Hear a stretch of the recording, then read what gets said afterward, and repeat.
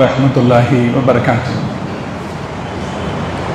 नहमदुहु व नुसल्ली अला रसूलिहिल करीम अम्मा बअद फ़क़द क़ाल अल्लाहु तआला फ़िल क़ुरआनिल अज़ीम वल फ़ुरक़ानिल मजीद इन्ना अरज़नल अमानता अलस समावाति वल अर्ज़ि वल जिबाल फ़अबैना अन यहमिलनहा व अशफ़क़न मिनहा व हमलहल इंसान सदक़ल्लाहुल अलियुल अज़ीम सुब्हान रब्बिक रब्बिल इज़्ज़ति अम्मा यसिफ़ून व सलामुन अलल मुरसलीन वल्हम्दुलिल्लाहि रब्बिल आलमीन अल्लाहुम्मा सल्लि अला सय्यदिना मुहम्मदिन व अला आलिहि व अस्हाबिहि वसल्लिम.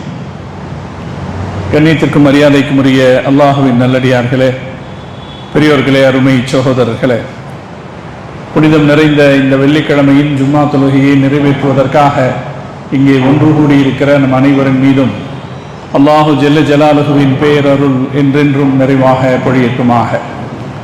நம்முடைய ரகசிய வாழ்விலும் பகிரங்க வாழ்க்கையிலும் அல்லாஹுவை அஞ்சிக் கொள்வோமாக என்ற அறவுரையை ஆரம்பமாக எனக்கும் அடுத்ததாக உங்களுக்கும் நினைவூட்டியவனாக இந்த ஜும்மா உரையை நான் ஆரம்பம் செய்கிறேன். அருமையான சகோதரர்களே, ஒரு சிறப்பான மனித வாழ்க்கைக்கு நம்முடைய மார்க்கம் வழிகாட்டுகிறது. சராசரியான வாழ்க்கை அல்ல, சிறப்பான வாழ்க்கைக்கு வழிகாட்டுகிறது. சிறப்பான வாழ்க்கை என்பதன் முதன் அடையாளம் தீய குணங்களை விட்டு கூடுமான அளவுக்கு விலகி நிற்பது. நம்மில் ஒவ்வொருவரும் மனதார ஒரு உறுதி எடுக்க வேண்டும். நாம லா இலாஹ இல்லல்லாஹ் சொல்லி ஒரு நல்ல இஸ்லாமிய வாழ்க்கைக்கு ஆசைப்படும் போது மனதார நாம் ஒரு உறுதி எடுக்க வேண்டும். என்னால் முடிஞ்ச வரை கெட்ட குணங்களை விட்டு நான் விலகி நிற்பேன் என்று முடிவெடுக்கிறேன். ஏனென்றால் பல சந்தர்ப்பத்திலும் தீய செயல்கள் நம்மிடத்தில் யதார்த்தமாக வந்து விடுகிறது. யாரையாவது ஒருத்தரை பத்தி புறம் பேசுறதுன்னு வருது பாருங்க, யாரையாவது ஒருத்தர் பத்தி குறை பேசுறதுன்னு எதேச்சியா பேசிடுறோம். பக்கத்து வீட்டுக்காரரை பத்தி அல்லது நண்பர்களை பத்தி அல்லது வேற யாரையாவது ஒருத்தர் பத்தி குறம் பேசுறதுல அல்லது குறை சொல்லுதல சகஜமா செஞ்சிடறோம். ஒரு குற்ற உணர்வே நமக்கு அதுல இருக்கிறது இல்லை. அதுக்கு காரணம் என்னன்னா அது விஷயத்துல நமக்கு விழிப்பு இல்லாம இருக்கிறது தான். இன்னொரு செய்தி, ஒரு பொண்ணு அழகா இருக்கா, ரோட்ல நடந்து போறா, நம்ம கொஞ்ச நேரம் பார்த்துக்கிட்டு இருந்துடுறோம், கண் எடுக்காம பார்த்துக்கிட்டு இருந்துடுறோம். அதுக்குமே என்ன காரணம்னா நாம இப்படி இருக்க கூடாதுன்னு ஒரு முடிவு செய்யாதது தான். நாம இப்படி இருக்கக்கூடாது அப்படின்னு உறுதியா முடிவு செஞ்சுட்டா நிச்சயமா நாம அதை தவிர்த்துக்குவோம். சரிதானா? அதே மாதிரிதான் கெட்ட வார்த்தை பேசுறது. சகஜமா கெட்ட வார்த்தை பேசுறோம். அதை நம்ம தெரிஞ்சு பேசுறோம், தெரியாம பேசுறோம் இல்ல, வேணும்னு பேசுறோம், விளையாட்டுக்கு பேசுறோம் இல்ல, கெட்ட வார்த்தை பேசிடுறோம். இது நம்மள அறியாம வந்துடுது. அது நமக்கு வேண்டப்பட்டவங்களேன்னு அல்ல, ஏதாவது ஒரு டிவியில ஒரு விஷயத்தை பார்க்கிறோம், கோபம் வருது, உடனே கெட்ட வார்த்தையில பேசிடுறோம். இதை தவிர்க்கிறதுக்கு ஒரு வழி இருக்கு. என்னன்னா, நான் இந்த தீமைகளை செய்ய மாட்டேன் என்று உறுதி எடுத்துக் கொள்வது. மாஷா அல்லாஹ், அப்படி ஒரு உறுதி எடுத்துக் கொள்வோமானால் அந்த உறுதிமொழி ஒவ்வொரு இடத்திலும் நம்மை பாதுகாக்கும். நம்மளை ஒரு உதாரணத்துக்கு சொல்றேன், ஒரு பொண்ணு முன்னால நிக்குது அல்லது முன்னாடி போகுது வண்டியில, அது அழகா தெரியுது. நாம என்ன செஞ்சிருவோம், இதை பார்க்க கூடாதுன்னு முடிவு நமக்கு, நம்முடைய அறிவு நமக்கு சொல்லும். ஏன்னா நம்முடைய தீர்மானம் நம்மை உணர்த்தும். நம்ம முன்னாடி போயிடுவோம், அதை தாண்டி போயிடுவோம் அல்லது கண்ணை எடுத்துருவோம். அதே போலதான் ஒரு கெட்ட வார்த்தை பேசக்கூடாதுன்னு முடிவு எடுத்துட்டோம்னா பேசுற ஒரு சந்தர்ப்பம் வரும்போது கெட்ட வார்த்தை வராம அதுக்கு தகுந்த வேற வார்த்தைகள் வரும். கண்டிப்பதற்காக இருந்தாலும் கூட கெட்ட வார்த்தையில கண்டிக்கிற மாதிரி கெட்ட வார்த்தை இல்லாத கண்டிப்புக்கு உண்டான வார்த்தை இருக்கா இல்லைங்களா, அந்த வார்த்தைகள் வரும். அதுக்கு தேவைப்படுறது என்னன்னா ஒரு தீர்மானமும் உறுதிப்பாடு.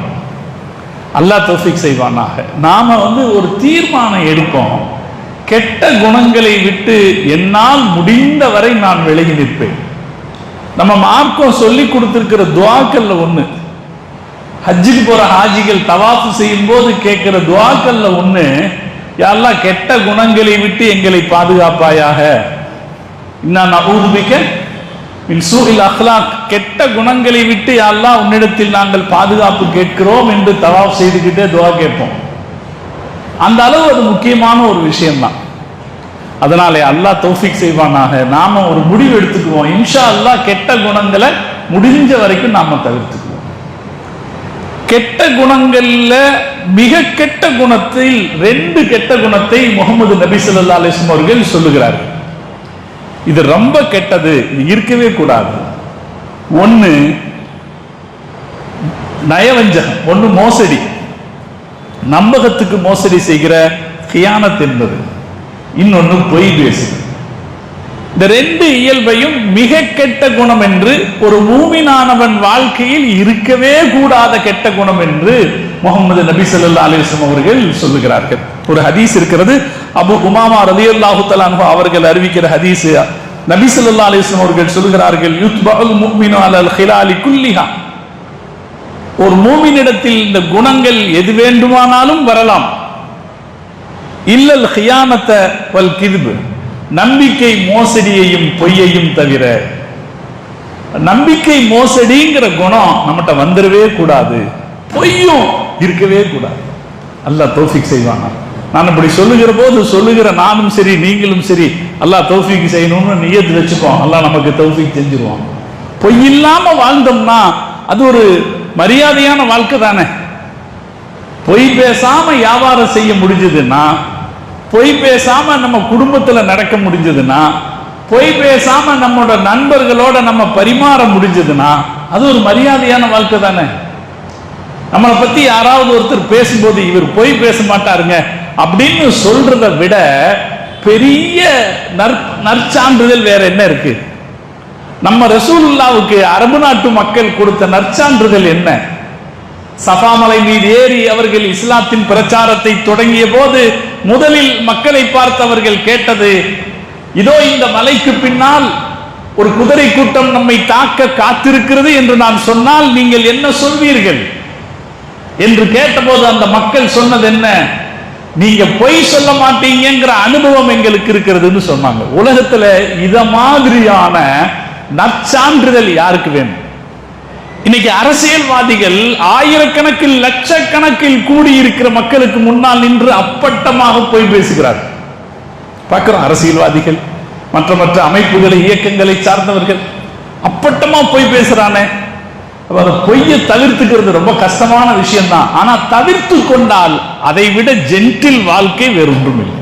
அல்லாஹ் தௌஃபீக் செய்யணும். ஒன்னு பொய், இன்னொன்னு நம்பிக்கை மோசடி. இதுல இன்னைக்கு நம்ம பார்க்க இருக்கிறது இந்த நம்பிக்கை மோசடிங்கிறது தான். நம்பகத்தன்மையோடு நாம் வாழ வேண்டும். நம்பிக்கை மோசடி நம் வாழ்க்கையில் எந்த இடத்திலும் இருக்கக்கூடாது.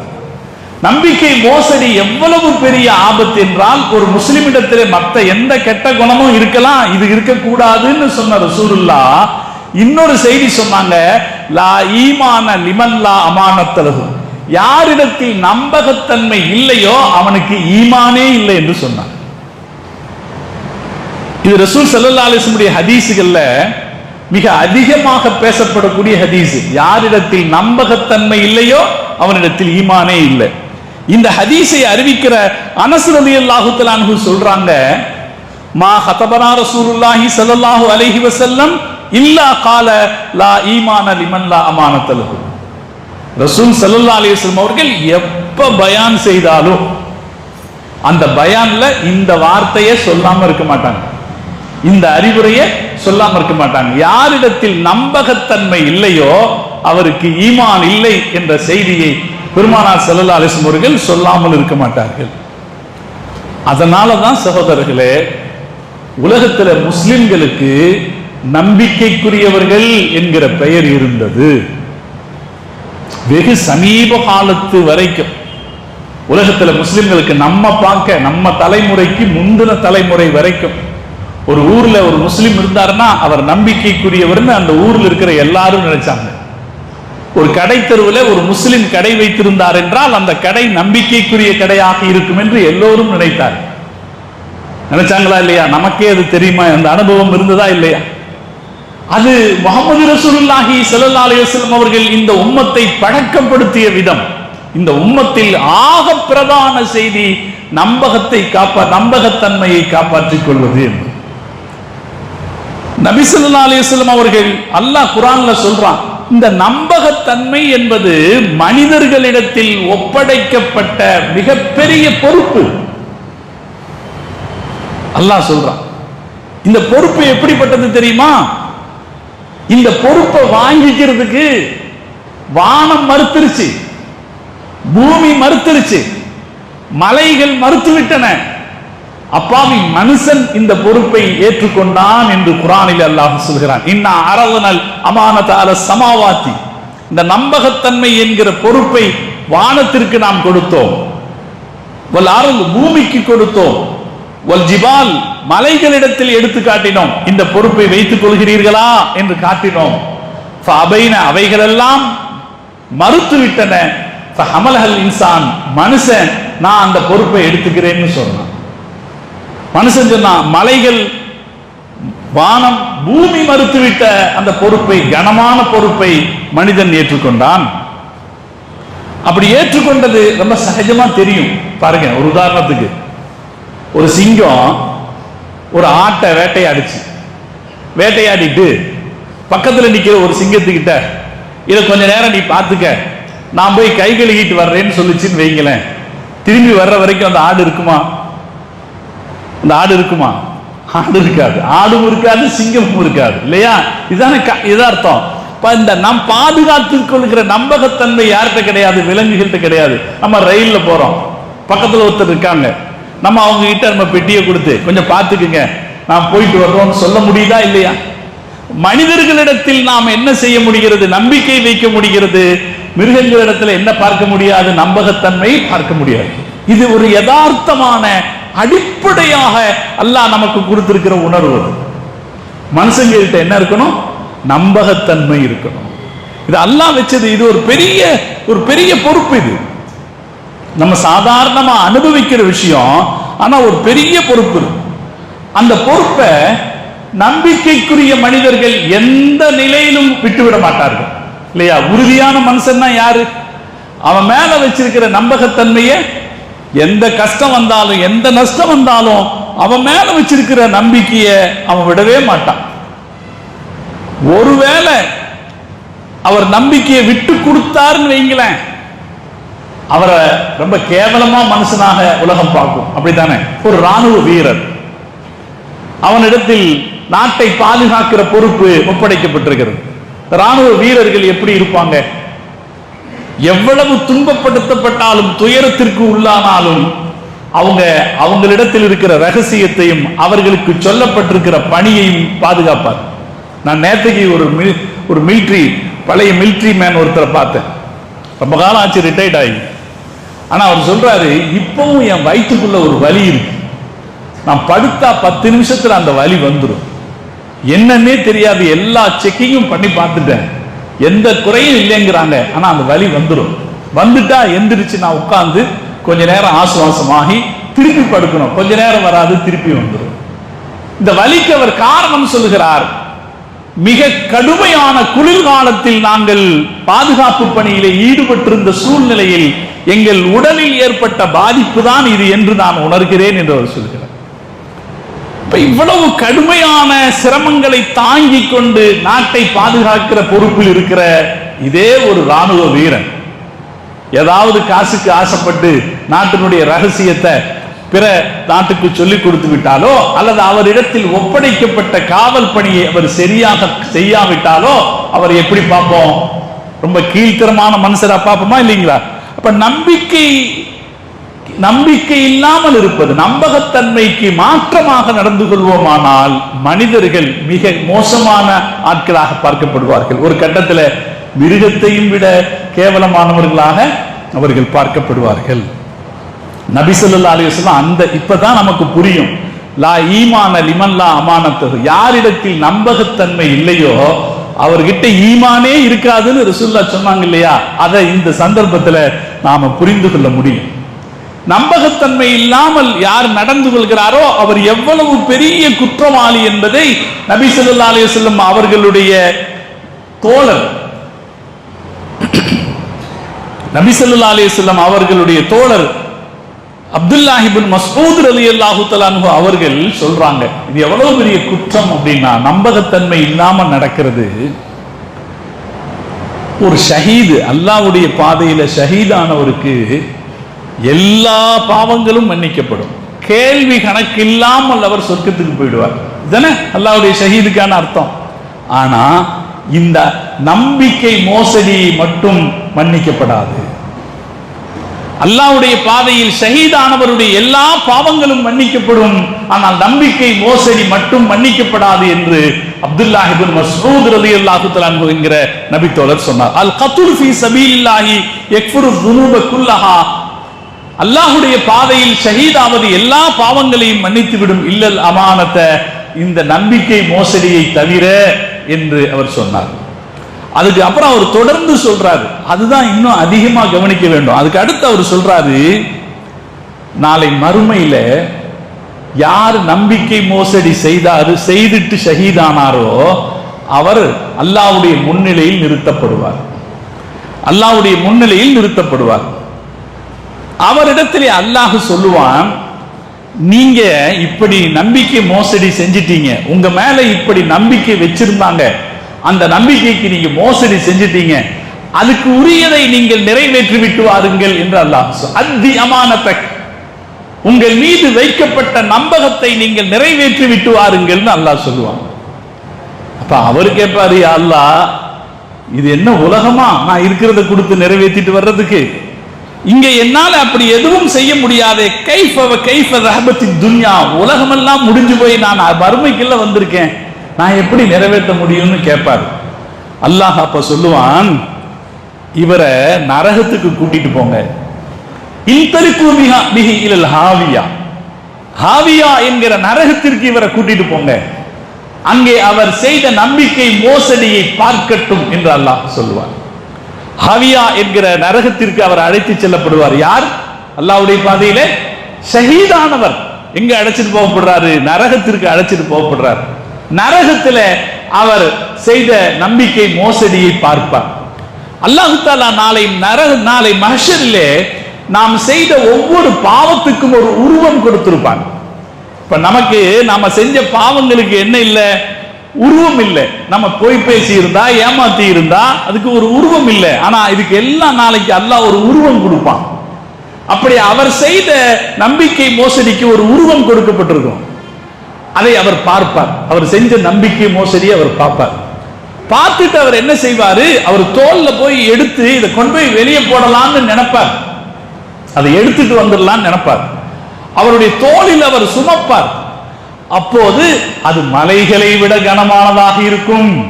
அப்துல்லாஹ் இப்னு மஸ்ஊத் ரலியல்லாஹு தஆலா அவர் செய்த நம்பிக்கை மோசடி எப்படி இருக்கும்? மலைகளை விட மோசமானதாக இருக்கும். அதை தூக்கிட்டு சொர்க்கத்தின் வாசலுக்கு அவர் ஓடி வருவார். வரும்போது வாசலுக்கு வரும்போது அது கீழே விழுந்துடும். திருப்பி அதை தூக்கிட்டு வருவார். திருப்பி அவர் தூக்கிட்டு வருவார். இப்படியே நெடுங்காலம் நடக்கும் என்று அப்துல்லாஹ் இப்னு மஸ்ஊத் ரலியல்லாஹு தஆலா அவர்கள் நம்பிக்கை மோசடி செய்பவர்களுக்கான தண்டனையை பற்றி சொன்னார்கள்.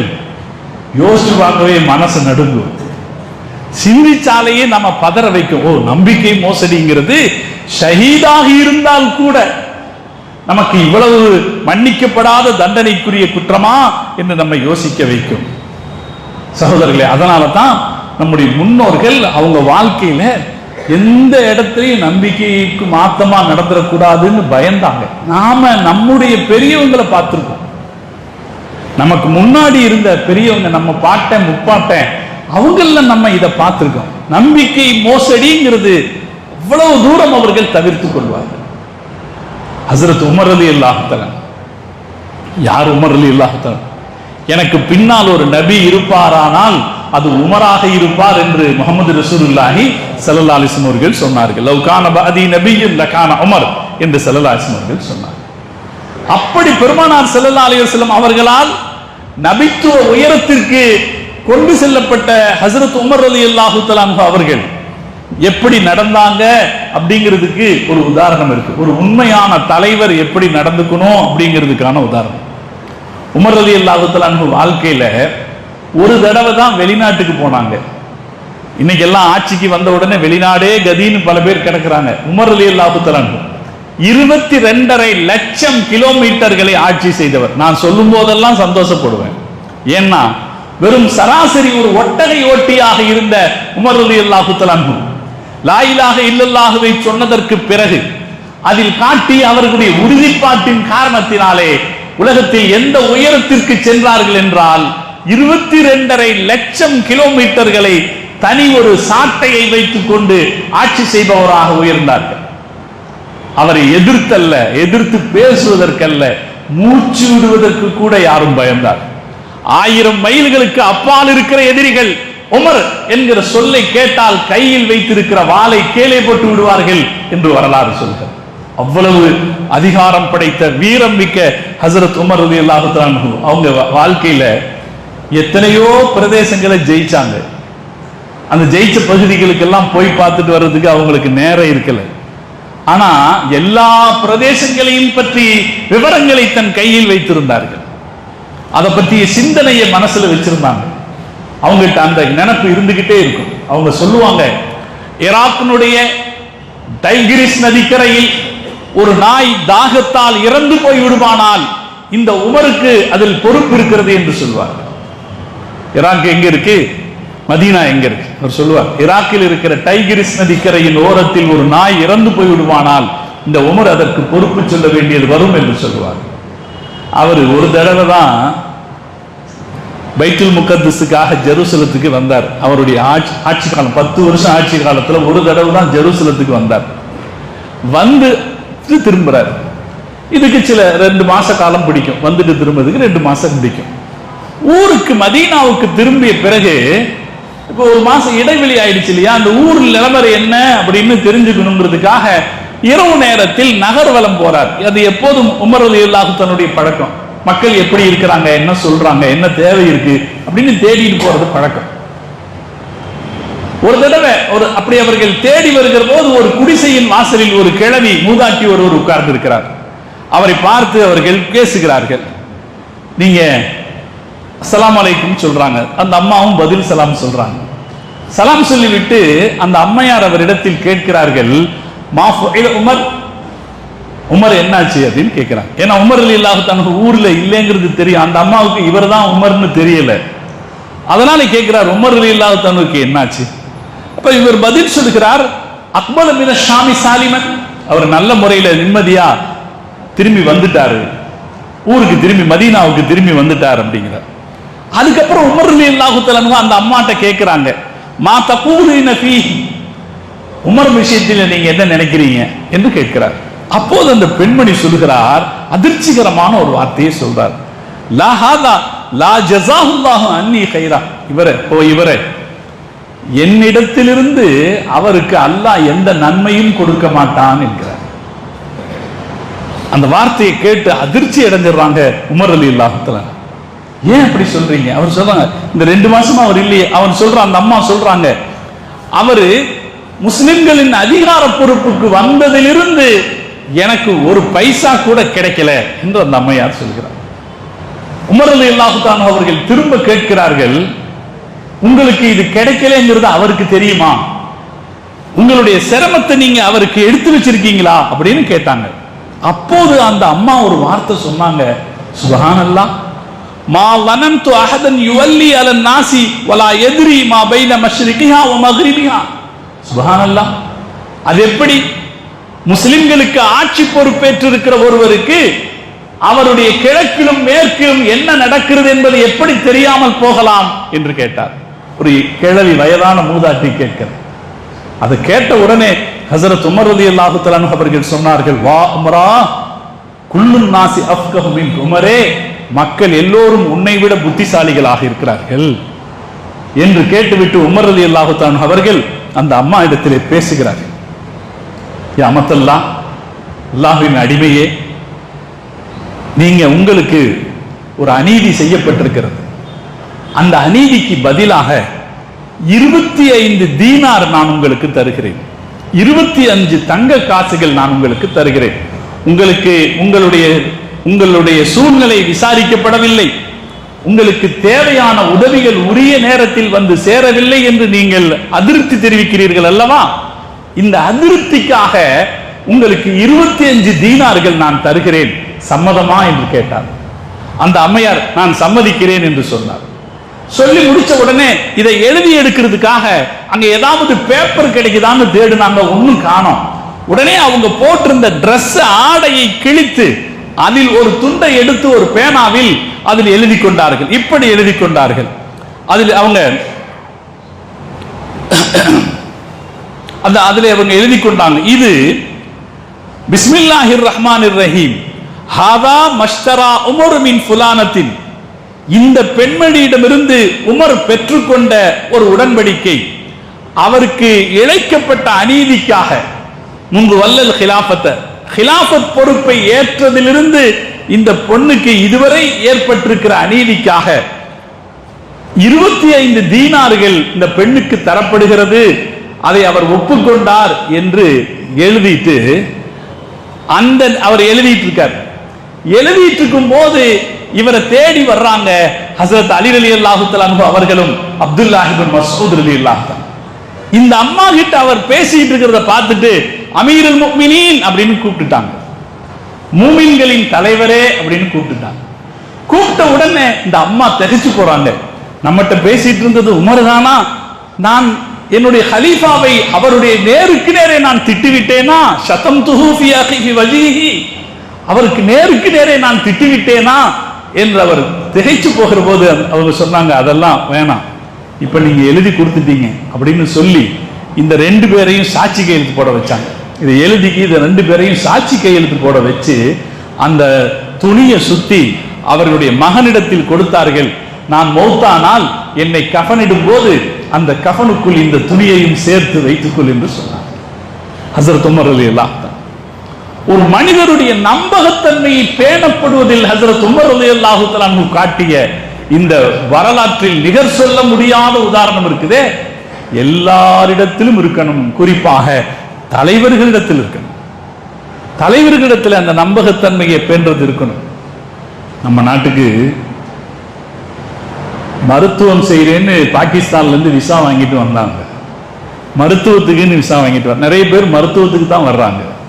திடீர்னு நீ கிளம்பி போன்னு சொல்லிட்டோம், திடீர்னு கிளம்பி போ அப்படின்னு சொல்லிட்டோம். ஒருத்தர் சென்னை டெல்லியில இருந்து சொல்றார், நான் 1 கோடி ரூபாய் செலவு பண்ணிட்டேன், திடீர்னு கிளம்பி போக சொல்றீங்களே, எப்படி கிளம்பி போகிறதுன்னு கேட்கிறார். நம்ம யோசிக்க வேண்டியது, நான் இந்த அரசியலாக இதை சொல்லல, ஒவ்வொரு கட்டத்தில் நியாயமாக யோசிக்க வேண்டிய பொறுப்பு இருக்கா இல்லையா? யாரோ ஒரு சாரார் செய்துகிற தவறுக்காக நாம நம்மீது இருக்கிற நம்பகத்தன்மையை நாம இழக்கக்கூடாது. எல்லார் மனுஷனுக்கும் எல்லா சூழ்நிலை சிக்கல்கள் வரத்தான் செய்யும், சிரமங்கள் வரும், பெரிய துயரங்கள் ஏற்படும். எப்படிப்பட்ட துயரங்கள் ஏற்படுகிற சந்தர்ப்பத்திலும் கூட நாம் நம்மீது இருக்கிற நம்பகத்தன்மையை பறிகொடுத்து விடக்கூடாது. ஹஸரத் உமர் இப்னு கத்தாப் ரலியல்லாஹு தஆலா அன்ஹு, ஒரு நபி வருவார் என்றால், அவர் எனக்கு பின்னால் ஒரு நபி வருவார் என்றால் அது உமராக இருப்பார் என்று பாராட்டப்பட்ட ஹஸரத் உமர் ரலியல்லாஹு தஆலா அன்ஹு அவங்க ஒரு சாதாரண ஒரு மூதாட்டியிடமிருந்து அவர் தன் மீது வைத்திருக்கிற நம்பிக்கைக்கு ஏற்ப நடந்து கொள்ள முடியவில்லையோ என்பதில் இவ்வளவு பதட்டம் காட்டி இருக்கிறார் என்றால் நாம் எல்லாம் ஏமாத்துறோம். நம் மீது வைத்திருக்கிற ஒவ்வொருத்தருடைய நம்பிக்கையும் பாதுகாத்துக் கொள்ள வேண்டிய கடமை நமக்கு இருக்கு. நம்பிக்கையில நம்பகத்தன்மையில பிரதானமானது அல்லாஹ் விஷயத்துல நம்முடைய நம்பகத்தன்மையை நாம பாதுகாக்கணும். அல்லாஹ் விஷயத்துல நம்முடைய நம்பகத்தன்மை, நாம எல்லாமே அல்லாஹ் இடத்துல ஒரு உடன்படிக்கை செய்திருக்கோம். குர்ஆன்ல அல்லாஹ் சொல்றான், வைத அகத ரப்புக மின் பனி ஆதம மின் துஹூரிஹிம், அல்லாஹு தஆலா மனிதர்கள் எல்லோரையும் ஆதம் அலைஹிஸ்ஸலாத்தினுடைய முதுகிலிருந்து வெளியே வர வச்சான். ஆதம் அலைஹிஸ்ஸலாத்தினுடைய முதுகிலிருந்து வெளியே வர வச்சான். ஆதம் அலைஹிஸ்ஸலாத்தை படைச்ச உடனே அவருக்குள்ள ரூஹ் ஊதுறதுக்கு முன்னாடி அல்லாஹ் எல்லாத்தையும் வெளியே வர வச்சான். மனிதர்கள் எல்லாரும் வெளியே வந்தாங்க. வெளியே வந்த போது அவர்களிடத்தில் அல்லாஹ் கேட்டான், அலஸ்து பிரப்பிக்கும், நான் உங்களுடைய ரப் அல்லவா என்று கேட்டான். அப்படி கேட்டபோது காலு மனிதர்கள் அத்தனை பேரும் சொன்னார்கள், பலா, ஆம், நீ எங்களுடைய ரப்பு என்று சொன்னார்கள். இது இந்த உலகத்திற்கு வருவதற்கு முன்னதாகவே அல்லாஹ்விடத்தில் நாம் செய்து கொடுத்த உடன்படிக்கை. அந்த உடன்படிக்கை என்ன சொல்கிறது? அல்லாஹுவை நாம் ரப்பு என்று ஏற்றுக்கொண்டோம் என்று சொல்கிறது. அல்லாஹுவை நாம் ரப்பு என்று ஏற்றுக்கொண்டோம்னா என்ன அர்த்தம்? நாம் அல்லாஹ்வுடைய அடிமை என்று ஒத்துக்கொண்டோம் என்ற அர்த்தம் இல்லையா? அப்ப நம்முடைய வாழ்க்கை முழுக்க இந்த ஒப்பந்தத்திற்கு ஏற்ப நாம நடந்து கொள்ளணும். அதானே நம்பகத்தன்மை. ஒரு உடன்படிக்கை செஞ்சிருந்தா அந்த உடன்படிக்கைக்கு ஏற்ப நடந்துகிறது தானே நம்பகத்தன்மை. இப்ப நம்முடைய கண்கள் அல்லாஹுக்கு நாம் செய்து கொடுத்த அவனுடைய அடிமை என்கிற உடன்படிக்கைக்கு ஏற்ப நடந்து கொள்ள வேண்டும். நம்முடைய காது, நம்முடைய இதயம், நம்முடைய கைகள், நம்முடைய கால்கள், நம்மளது சிந்தனை, நாம் வைத்திருக்கிற காசு, நம்முடைய பிள்ளை செல்வங்கள், அத்தனை நம்மிடத்தில் என்ன இருக்கிறதோ அத்தனையும் அல்லாஹ்வுடைய அடிமை என்று அவனுக்கு நாம் செய்து கொடுத்த உடன்படிக்கைக்கு ஏற்ப அந்த நம்பகத்தை நிறைவேற்றுகிற வகையில் நாம் நடந்து கொள்ள வேண்டும். அல்லாஹ் தௌஃபீக் செய்வான். அதுதான் இந்த கெட்ட குணம் என்ன செய்யுது அப்படின்னா அதை மீற வைக்குது. நம்ம கண்களால் செய்கிற நாம் கண்களால் செய்கிற பாவம் என்ன செய்கிறது? அல்லாஹ் இடத்திலே நாம் செய்து கொடுத்திருக்கிற இந்த நம்பிக்கைக்கு மோசடி செய்ய வைக்கிறது. நாம் நாவினால் செய்கிற பாவம் என்ன செய்கிறது? அல்லாஹ் இடத்திலே நாம் செய்து கொடுத்திருக்கிற இந்த உடன்படிக்கைக்கு மோசடி செய்ய வைக்கிறது. நாம் நம்முடைய கைகளாலும் கால்களாலும் காசு பணத்தாலும் அதிகாரத்தாலும் செய்கிற மோசடி அவனுக்கு நாம் செய்து கொடுத்திருக்கிற உடன்படிக்கைக்கு மோசடி செய்வர்களாக நம்மை ஆக்க வைக்கிறது. அல்லாஹ் குர்ஆனிலே சொல்கிறான், யா அய்யுஹல்லதீன ஆமனு, விசுவாசிகளே, லா தஹூனுல்லாஹ வ ரசூல், அல்லாஹ்வுக்கும் அல்லாஹ்வுடைய ரசூலுக்கும் நீங்கள் மோசடி செய்து விடாதீர்கள். ஏன்னா அல்லாஹ் விஷயத்துல மோசடி செய்யறவங்க வேற யாரு விஷயத்திலையும் நம்பிக்கையை பாராட்ட மாட்டாங்க.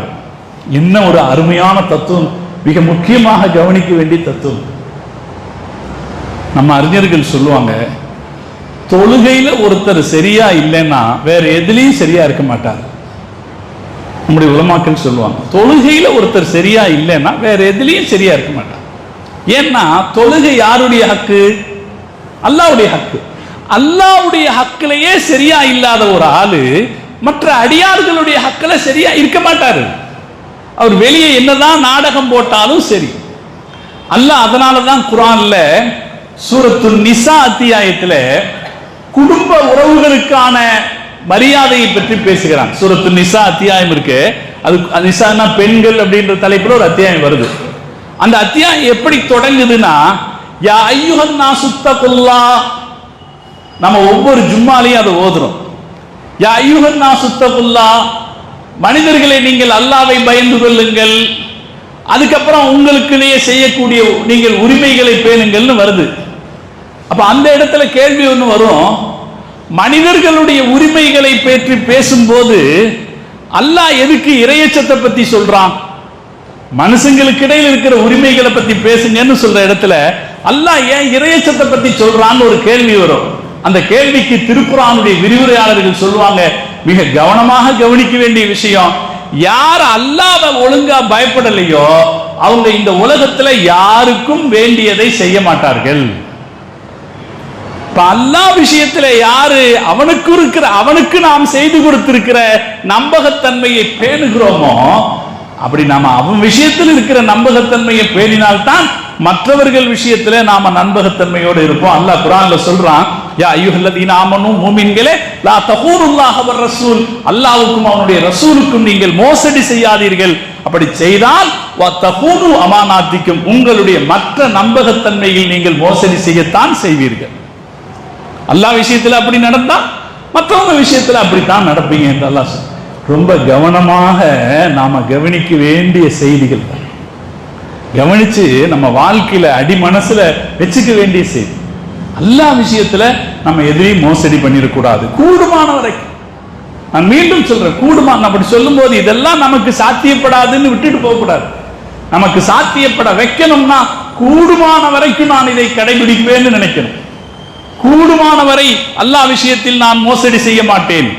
இதே அப்துல்லாஹ் இப்னு மஸ்ஊத் ரலியல்லாஹு தஆலா அன்ஹு சொல்றாங்க, அஸ்ஸலாத்து அமானத்தும், தொழுகை என்பதும் ஒரு அமானிதம் தான், ஒரு நம்பகம் தான். தொழுகை என்பதும் நம்பி தரப்பட்டிருக்கிற ஒரு செய்தி. இப்ப அந்த தொழுகையை தொழுகிறதுல நம்பகத்திற்கு எப்படி நடந்து கொள்ளணுமோ அப்படி நடந்து கொள்ளணும். தொழுகையை தொழுகிறதுல ஒரு அவசரம் அல்லது தொழுகையை தொழுகிறதுல ஒரு அலட்சியம் அல்லது அதுல ஈடுபாடு காட்டாத குணத்தோட செஞ்சோம்னா நாம நம்மளுடைய நம்பகத்தன்மையை சரியா பேணலேன்னு ஆயிடும். அஸ்ஸலாத்து அமானத்துன், அதாவது ஒது அமானத்து. ஒது செய்யறோமா இல்லையா? ஒது செய்யறது அமானத்து தான்.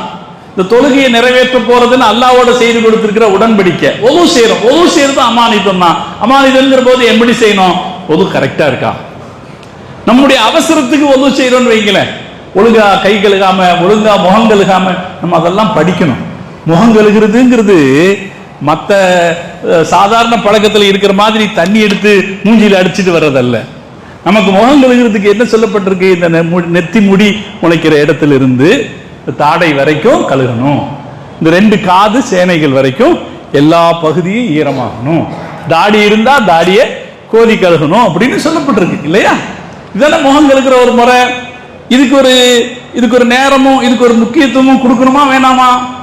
அப்ப அதுலயே அமானிதம் இருக்கிறது, நம்பகத்தன்மை இருக்கிறது. இதே போல கால் கழுகிறதுனா, கால் கழுகிறதுல ஒரு அமானிதம் இருக்கா இல்லைங்களா? காலில் எதெல்லாம் கழுகணுமோ அதெல்லாம் கழுகணும்.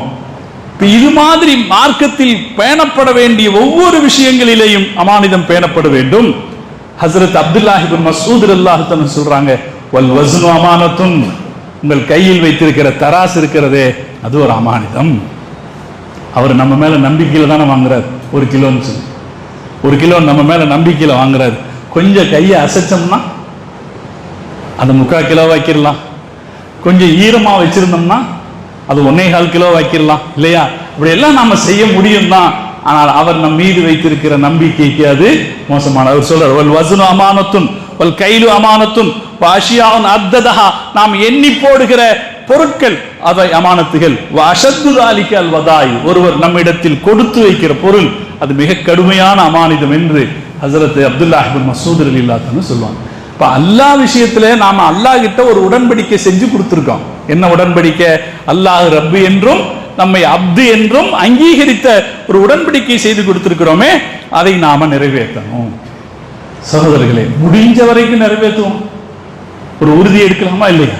அல்லாஹ்விடத்திலே நான் அடிமையாக இருப்பேன் என்று நான் வாக்குறுதி கொடுத்திருக்கிறேன். எனது கண்கள், எனது காது, எனது உள்ளம், எனது உடல், நான் என்னுடைய செல்வம் எல்லாம் அல்லாஹ்வுக்கு அடிமையாக இருக்கும் அப்படின்றத முடிஞ்ச வரை கடைபிடிப்பேன் என்று ஒரு உறுதி ஏற்போம் என்றால் நம்முடைய வாழ்க்கையில கூடுமான வரை நாம் தவறுகளை விட்டு விலகிக் கொள்ள முடியுமா இல்லையா? முடியும் சொல்ற. அல்லாஹ் தௌஃபீக் செய்வானா. நான் மீண்டும் சொல்வேன், இளைஞர்களுக்கு இதில் ஒரு பங்கு இருக்கிறது. இளமை காலத்தில் முடியாத, வயசான போது முடியாத போது இத்தகைய தீர்மானங்களை எடுப்பது பெருசல்ல. வயசாகி முடியாத காலத்துல நான் அந்நிய பெண்ணை பார்க்க மாட்டேன் என்று ஒருவர் முடிவு செய்த அப்போ நல்லதுதான். ஆனால் ஒருத்தர் அப்படி ஒரு முடிவு எடுக்கிறத விட இளமை பருவத்தில் உடலில் துடிப்பு இருக்கிற காலகட்டத்திலேயே ஒரு இளைஞர் நான் இப்படி செய்து கொள்வேன் என்று முடிவெடுத்து ஒரு அந்நிய பெண் பார்வையை கடந்து போகிற போது தன் பார்வையை தாழ்த்தி கொள்வார் என்றால் அவருடைய மரியாதை அல்லாஹ் இடத்தில் எப்படிப்பட்டதாக இருக்கு? அல்லாஹ் சொல்றான் குர்ஆன்ல, யார் இப்படி உடன்படிக்கையை பேணி பாதுகாத்துக் கொள்கிறார்களோ, நம்பகத்தன்மையோடு நடக்கிறார்களோ, அல்லாஹ் சொல்கிறான் நாளை மறுமையிலே அவருடைய ஒளி அவருக்கு முன்னால் போகும். அல்லாஹ் குர்ஆனிலே சொல்வான், யார் அப்படி? யௌம தரல் முஃமினீன வல் முஃமினாத்தி, கியாமத் நாளில் நீங்கள் மூமின்களையும் மூமினான பெண்களையும் பார்ப்பீர்கள். யஸ்ஆ நூருஹும் பைன ஐதீஹிம், அவர்களுடைய வெளிச்சம் அவர்களுக்கு முன்னால் போகும். நம்ம கார் ஓட்டுறோம், ஹெட்லைட்ல வெளிச்சம் இருந்தா தான் ராத்திரியில் போகவே முடியும் இல்லையா? நம்ம வெளிச்சம் நமக்கு முன்னாடி போனா தான் நம்ம வண்டி ஓட்டவே முடியும். யாரையும் பயப்பட வேண்டிய தேவையில்லை, எந்த இருட்டையும் பயப்பட வேண்டிய அவசியம் இல்லை இல்லையா? அப்ப அது நமக்கு ஒரு பெரிய பலமா இருக்கா இல்லைங்களா? நாளை மறுமையில் அல்லாஹ் சொல்கிறான், யார் இந்த உலகத்தில் வாழ்கிற காலகட்டத்தில் அல்லாஹுவோடு செய்து கொடுத்த உடன்படிக்கையை பேணி அந்த நம்பகத்தன்மையோடு நடந்து கொள்கிறார்களோ அவர்களுக்கு முன்னால் அவர்களுடைய வெளிச்சம் செல்லும். இது நாளை மறுமையில் செல்லும் என்றால் இந்த உலகத்திலும் அல்லாஹ் தஆலா நமக்கு வழிகாட்டிக்கிட்டே இருப்பான். நாளை மறுமையில மட்டும் இல்ல, இந்த உலகத்திலும் அல்லாஹ் வழிகாட்டுவான். அல்லாஹ் தருகிற அந்த வெளிச்சத்துல ஒண்ணு என்னன்னா, கொஞ்ச வயசுல நிறைய நன்மைகளை அல்லாஹ் செய்ய வச்சிருவோம். அல்லாஹ் கொடுக்கிற வழிகாட்டுதல்ல ஒண்ணு, அல்லாஹ் கொடுக்கிற 100ல ஒண்ணு நிறைய நன்மைகள் அல்லாஹ் செஞ்சு வச்சிருவான். நான் இளைஞர்களுக்கு சொல்லுவேன், நிறைய நன்மைகளை நம்ம செஞ்சிருவோம், கொஞ்சம் கொஞ்சமா நிறைய நன்மைகளை செஞ்சிருவோம். ஹஜ்ஜை பத்தி பேசும்போது நாங்க இப்ப எல்லாம் இந்த ஹஜ்ஜி நிகழ்ச்சிகள் நிறைய நடக்குது. அப்ப சொல்றது ஹாஜிகள்கிட்ட, நீங்க போகும்போது நிறைய தவாஃப் செய்யுங்க அப்படின்னு சொல்றது. இப்ப நான் பழைய நூல்களில் படித்திருக்கிறேன். ஒரு பெரிய 70 வயதான ஒருவர் சொல்கிறார், நான் ஒரு நாளைக்கு 70 தவாஃப் செய்வேன். ஒரு நாளைக்கு 70 வயதை கடந்த ஒருத்தர் சொல்றாரு, ஒரு நாளைக்கு நான் 70 தவாஃப் செய்வேன். ஒரு தவாஃப்ங்கிறது காபாவை 7 தடவை சுத்துறது, 7 தடவை சுத்துறது. அப்ப 70 தவாஃப் செய்திருக்காருன்னா மொத்தம் எத்தனை சுத்தாச்சு? 490 சுத்தாச்சு. அதுக்கப்புறம் 2 ரக்காத்து தொழுகணும். ஒவ்வொரு தவாஃபுக்கு பின்னாடி 2 ரக்காத்து தொழுகணும். அப்ப எவ்வளவு தொழுதிருப்பார்? ஒரு 140 ரக்காத்துகள் தொழுதிருப்பார். 70 வயதில் 70 தவாஃபுகள் செய்ய முடிகிறது என்றால் இது அல்லாஹ் கொடுக்கிற பேர் அருள்னு சொல்லாம வேற என்ன சொல்ல முடியும்? இப்படி நிறைய நன்மைகளை செய்கிற வாய்ப்பு எப்ப கிடைக்கும்னா, அல்லாஹ்வோடு நாம் செய்து கொடுத்திருக்கிற உடன்படிக்கைக்கு நம்பகத்தன்மையுடையவர்களாக நாம் நடக்கிற போது அல்லாஹ் நமக்கு தௌஃபீக் செய்வான். நம்முடைய ஆயுசுல கொஞ்ச காலம் இருந்தாலும் நிறைய நன்மைகளை செய்கிற வாய்ப்பு அல்லாஹ் கொடுப்பான். நாம் நடக்கிற போது நமக்கான இறைவனின் வெளிச்சம் நம் கண் முன்னால் போய்கொண்டே இருக்கும். அல்லாஹ் நமக்கான வழிகாட்டுதலை தந்து கொண்டே இருப்பான். அல்லாஹ் தௌஃபீக் செய்வான். அதனால் தான் சொன்னேன், நாம அல்லாஹ்வுக்கு செய்து கொடுத்திருக்கிற உடன்படிக்கையை நாம நிறைவேற்றுவோம். நிறைவேற்றாம போயிட்டா அதுல என்ன தீமை என்பதை அல்லாஹ் உணர்த்தாமல் இல்லை.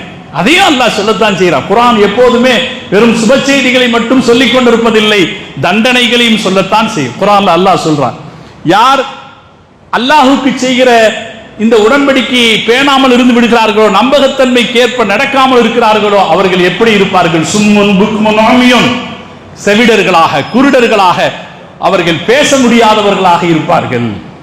அல்லாஹ் அடுத்து சொல்வான், அவர்கள் என்ன சாப்பிடுவார்கள்? உலகத்துல சாப்பிடுற காலகட்டத்தில் எதை வேணாலும் சாப்பிடலாம் அப்படின்னு நினைக்காம, அல்லாஹ்வுக்கு நாம செஞ்சு கொடுக்கிற உடன்படிக்கை ஒன்று இருக்குது, அவனுடைய அப்தாக வாழ்வோம் என்று சொல்லிக் கொடுத்த உடன்படிக்கை, அவன் சொன்னதைத்தான் சாப்பிட வேண்டும் என்பதை மனதில் இருத்தாமல் நாம் கண்டதையும் சாப்பிடுவோமானால் நமக்கு என்ன சாப்பாடு கிடைக்கும் என்று அல்லாஹ் சொல்கிறான். இன்ன ஷஜரத்த ஸகூமி தஆமுல் அஸீம், கள்ளி செடிகள் தான் அவர்களுடைய சாப்பாடாக இருக்கும், பாவிகளின் சாப்பாடாக இருக்கும். அல்லாஹ் எச்சரிக்கிறான். இதுக்கு அடுத்த வசனம் வரும். மேலும் அந்த சாப்பாடு என்ன செய்யும்னா அவங்களுடைய வயித்தை கரிக்கும்னு வருது. இந்த சாப்பாடு அவருடைய வயித்தை கரிக்கும். அதுக்கு அடுத்து அல்லாஹ் சொல்கிறான், நீங்கள் ஆடை அணிகிறது, அல்லாஹ்வுடைய இந்த உடன்படிக்கையை பேணாமல், அல்லாஹ்வோடு செய்திருக்கிற இந்த ஒப்பந்தத்தை நினைவில் வைக்காமல் கண்டபடி ஆடை உடுத்துவோம் என்றால் அவர்களுக்கான தண்டனை எப்படி இருக்கும்? அல்லாஹ் சொல்கிறான், சராபீலுஹும் மின் கத்ரான், அவர்கள் கிழிந்து போன ஆடைகளை மறுமையில் அணிவார்கள், மோசமான ஆடைகளை அவர்கள் அணிவார்கள். அதற்கு அடுத்து அல்லாஹ் அவர்களுடைய இருப்பிடங்கள் எப்படி இருக்கும்? அல்லாஹ்வோடு செய்து கொடுத்திருக்கிற ஒப்பந்தத்தை பேணாமல், அவனுடைய அடிமை என்பதை மனதில் கொள்ளாமல் வீடுகள் கட்டி வாழக்கூடியவர்களுடைய சூழ்நிலை எப்படி இருக்கும்? அல்லாஹ் சொல்கிறான், அவர்கள் மக்கானன் லையிகா, நெருக்கடியான இடத்தை அவர்கள் பெறுவார்கள். அந்த நெருக்கடியான இடத்தில் இருந்துகிட்டு தாவு ஹுனாலிக்க சபூரா, இப்படி ஆய்போச்சே இப்படி ஆய்போச்சே என்று அவர்கள் பதறிக்கொண்டே இருப்பார்கள். அல்லாஹ் சொல்ற இதெல்லாம் அல்லாஹ் குர்ஆன்ல சொல்லக்கூடிய தண்டனைகள். அல்லாஹ்வோட நம்ம செஞ்சு கொடுத்திருக்கிற இந்த ஒப்பந்தம் இருக்குதே, அந்த நம்பகத்தன்மைக்கு ஏற்ப நாம எல்லா இடத்திலையும் நடந்துக்கணும் அப்படின்னு ஒரு உறுதிமொழி எடுத்தா அல்லாஹ் தௌஃபீக் செய்வான். நம்ம வாழ்க்கையை எல்லா இடத்திலையும் அல்லாஹ் லேசாக்கி வைப்பான். இது அல்லாஹ்வோடு நாம செய்து கொடுத்திருக்கிற உடன்படிக்கைக்கு ஏற்ப நடந்து கொள்ளுதல், அதற்கு ஏற்ப அந்த நம்பிக்கைக்கு ஏற்ப நடந்து கொள்ளுதல், அது மாத்திரம் பத்தாது. சக மனிதர்களோடும் நாம நம்பகத்தன்மைக்கு ஏற்ப நடந்து கொள்ளணும், அமானிதத்தை பேணி நடந்து கொள்ளணும். அமானிதம் அப்படின்னா அந்த வார்த்தை நம்ம தமிழ் வழக்கத்திலேயே இருக்கு. அமானிதம்ன்ற வார்த்தை இருக்கா இல்லையா? நம்ம பகுதியிலேயே எல்லாத்தையும் பழக்கம் இருக்கு. நாம எல்லாம் என்ன நினைச்சுக்கிறோம், ஒரு ஆள் நம்மகிட்ட காசு கொடுத்துட்டு போனாரு, நீங்க வச்சிருங்கன்னு கொடுத்தாரு, அந்த காசை திருப்பி கொடுக்கறதுக்கு பேர் அமானிதம்னு நம்ம தான் பெரும்பாலும் அப்படித்தான் அர்த்தம் வச்சிருக்கோம். இஸ்லாத்தை பொறுத்த வரைக்கும் அந்த அர்த்தம் மட்டும் இல்லை. ஒருத்தர் கொடுத்த காசை அப்படியே திருப்பி கொடுக்கறதுன்னு மட்டும் அர்த்தம் இல்லை. எனக்கு தெரிஞ்சு நான் ஒரு ஆளை பார்த்துருக்கேன், 10,000 ரூபா நோட்டு, இது நான் சொல்றது 25 வருஷம் இருக்கு, 10,000 ரூபா நோட்டு அவர்கிட்ட கொடுத்தா அதை வாங்கி ரப்பர் பேண்ட் போட்டு வைப்பாரு. ஒரு வருஷம் கழிச்சு ஜி அந்த 10,000 ரூபாய் கொடுங்கன்னு கேட்டா அதே 10,000 ரூபாய் நோட்டு எடுத்து தருவார். இப்படி நான் ஆளுங்களை பார்த்திருக்கேன். அப்படின்னா எதுக்கு சொல்ல வர்றேன், நடப்பவர்கள் இன்றைக்கும் இருக்கிறார்கள் அர்த்தம். இல்லைன்னா நம்ம இன்னைக்கெல்லாம் என்ன பார்க்கணும், அவருக்கு 10,000 ரூபாய் வாங்கியிருக்கோம் அவ்வளவுதானே, அவர் கேட்கும்போது 10,000 ரூபாய் கொடுக்கணும், கொடுத்துருவோம், தப்பு கிடையாது. ஆனால் இப்படி நடப்பவர்கள் இன்றைக்கும் இருக்கிறார்கள். அந்த அச்சமும் பேணுதலும் உடையவர்கள் இன்றைக்கும் இருக்கிறார்கள். நாம சாதாரணமா என்ன நினைக்கிறோம், அமானிதம்னா ஒருத்தர் கொடுத்த காசை திருப்பி கொடுக்கிறது அல்லது ஒருத்தர் கொடுத்து வச்சிருக்கிற பொருளை திருப்பி கொடுக்கிறது தான் அமானிதம் நினைக்கிறோம். இஸ்லாத்தை பொறுத்த வரைக்கும் அது மட்டும் இல்லை, நம்மீது மற்றவர்கள் வைக்கிற நம்பிக்கை எல்லாம் அமானிதம் தான். இஸ்லாத்தை பொறுத்த வரைக்கும் அமானிதத்துக்கு அர்த்தம் என்ன, நம் மீது மற்றவர்கள் வைக்கிற நம்பிக்கை.